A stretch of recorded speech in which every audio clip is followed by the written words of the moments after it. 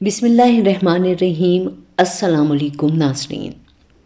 जब अल्लाह तबारक व तआला किसी बंदे को मुश्किल तरीन वक्त से निकाल कर उरूज पर लाना चाहता है और जब बंदे को अल्लाह ताला मुश्किल हालात से निकालता है, इसमें कुछ ऐसी निशानियां और अलामतें हैं कि जब बंदा इन चीज़ों पर डट कर अमल करता रहेगा और इन पर जमा रहेगा तो यकीनन अल्लाह ताला इस बंदे को मुश्किल वक्त से निकाल कर उरूज पर ला देगा। आइए देखते हैं क्या है वो अलामतें और निशानियाँ कि जो बंदे को मुश्किल वक्त में भी करते रहना चाहिए।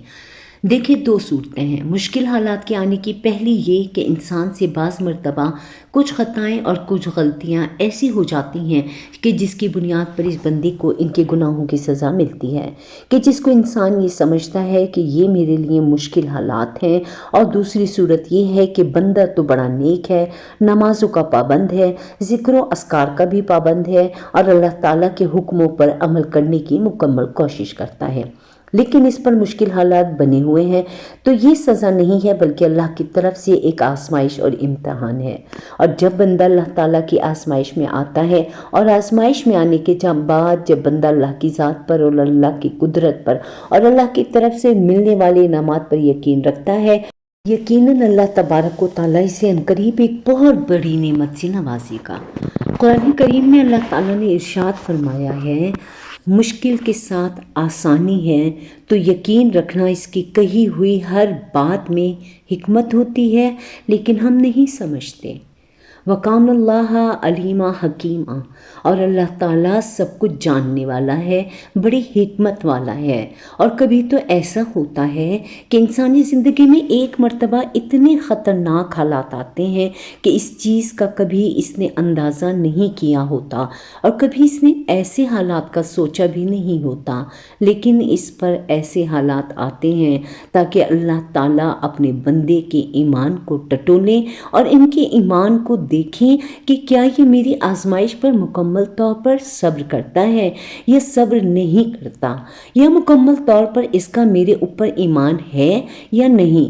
क्या ये बंदा कि जिसको मैंने आजमाइश में मुब्तला किया है, जिसको मैंने हालात में घेर लिया है, तो क्या मुझसे मांगता है या नहीं मांगता, मुश्किल हालात के दौर में होने के लिए मुझसे दुआएं करता है या नहीं करता। तो अल्लाह तबारक व तआला ये सारी चीज़ों में, मुसीबतों में, आजमाइशों में, मुश्किल हालात में डालकर बंदे को आजमाता ही है ना। तो इस मौके पर हमें क्या करना चाहिए? सवाल तो ये पैदा होता है, पहले तो ये समझना है मन मुश्किल में बिखरता नहीं, निखरता है। और इस मौके पर सबसे पहली चीज़ है सब्र। तो सब्र करें और अल्लाह पर भरोसा रखें। आपके आंसुओं से भीगी हुई कोई भी रात और तकलीफ़ में गुजरा हुआ कोई भी दिन कभी रहेगा नहीं चाहता, क्योंकि ज़िंदगी का हर आसान और तकलीफ़ दे लम्हा अल्लाह पाक के किसी अजीम मंसूबे का हिस्सा होता है, जो कभी तो जल्दी समझ में आ जाता है और कभी कभी इंतज़ार करना पड़ता है। हर सब्र की ना एक कहानी है और हर दुआ की एक मंजिल। कभी ये ना सोचना कि तुम्हारा ये सब्र बग़ैर फल के ही रह जाएगा। और क्या तुम समझते हो, और ये कभी गुमान भी ना करना कि तुम्हारी दुआएं ज़ाया हो जाएंगी। और खूब अच्छी तरह समझ लो कि ये दुख और ये दर्द और ये तकलीफ़ अगर नाराज़गी होती तो नबियों को कभी ना मिलती। अरे आप तो खुश नसीब हैं कि आपने ये किया।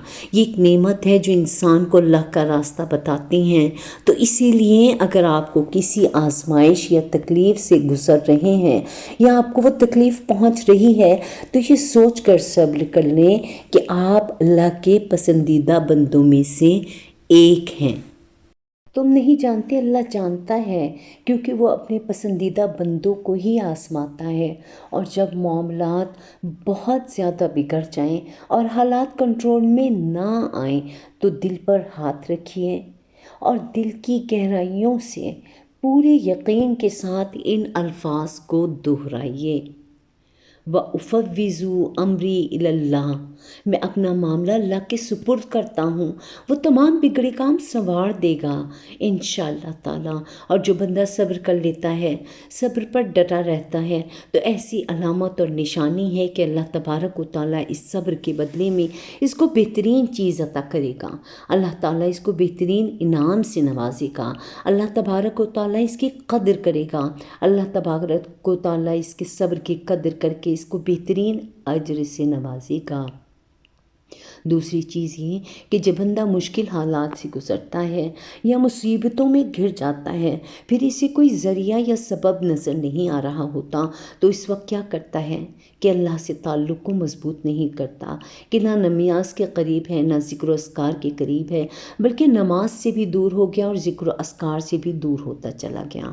اور پھر اس کے دماغ میں یہ بات آتی ہے کہ جب میں ان حالات سے نمٹ جاؤں گا اور جب یہ مشکل ترین وقت مجھ سے گزر جائے گا اور میں اپنی کوششوں سے، اپنی محنت سے، اپنے دماغ سے یہ ساری چیزیں اور سارے حالات کو بدل دوں گا، تو پھر میں اللہ کی طرف آ جاؤں گا، پھر میں نمازیں پڑھوں گا، پھر میں ذکر و اذکار میں لگ جاؤں گا اور تسبیحات لے کر کے بیٹھ جاؤں گا۔ میرے عزیزوں، یہ ہماری سوچ بالکل غلط ہے۔ مشکل وقت ہے، پریشانی ہے، اور مشکل ترین وقت میں اللہ سے مانگنا گویا کہ مشکل حالات کو ختم کرنے کا ایک بہترین ذریعہ ہے۔ مشکل ترین وقت میں نہ اللہ کے ذکر کو نہ چھوڑنا، اور اللہ کے ذکر کو کرتے رہنا، اور اللہ کو یاد کرتے رہنا کہ ہمارے لیے مشکل وقت میں جب ہمارے ساتھ کوئی نہ ہو، اس وقت اللہ ہمارے ساتھ ہوتا ہے، اور جب زبان و دل کا ذکر الہی سے تر ہو اور دل اللہ پر بھروسہ کر لے، تو زندگی کی سختیاں انہیں نقصان نہیں پہنچا سکتی۔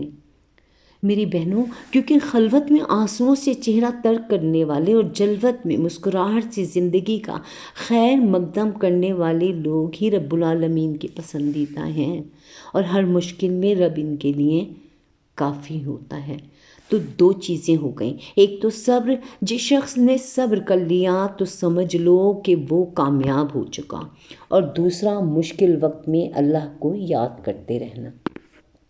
قرآن کریم میں اللہ تعالیٰ نے بار بار کئی جگہوں پر ذکر کی ترغیب فرمائی ہے، ذکر کی تلقین فرمائی ہے۔ اور اب تیسری چیز کی طرف آتے ہیں۔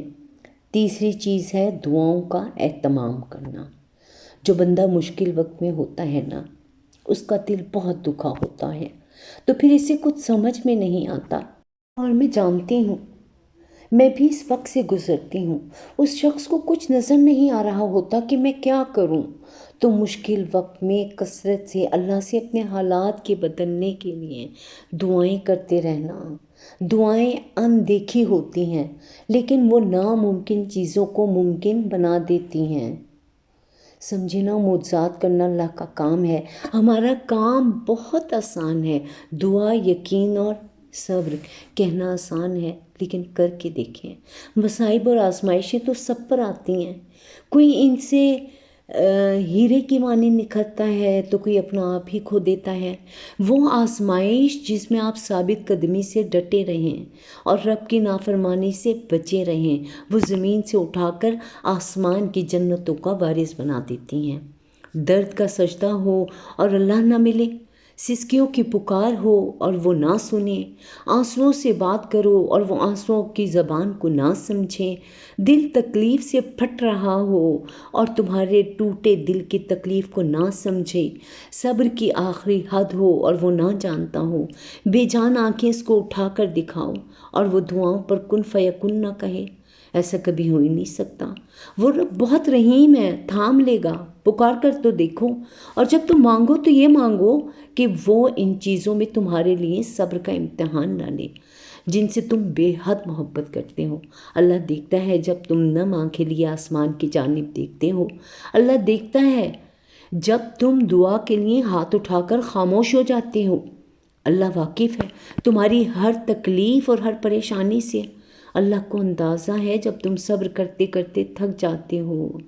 اللہ کو ہر اس لمحے کی خبر ہے جب تم بے بس ہو کر خاموش ہو جاتے ہو۔ یقین رکھو، صبر رکھو، امید رکھنے والوں کو اللہ کبھی نا امید یا مایوس نہیں ہونے دیتا۔